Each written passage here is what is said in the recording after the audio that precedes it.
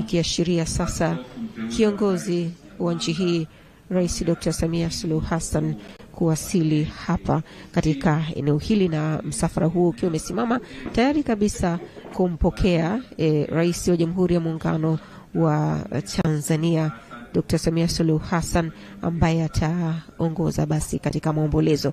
Anaonekana pale mkuu wa mkoa pia akiwa amejisogeza pale, na viongozi wengine wa dini wakionekana hapa tayari kabisa kumpokea Rais wa Jamhuri ya Muungano wa Tanzania Dr. Samia Suluhu Hassan. Na mtazamaji wa TBC1, Rais wa Jamhuri ya Muungano wa Tanzania Dr. Samia Suluhu Hassan tayari kabisa akielekea ndani ya kanisa hili kuungana na viongozi wengine.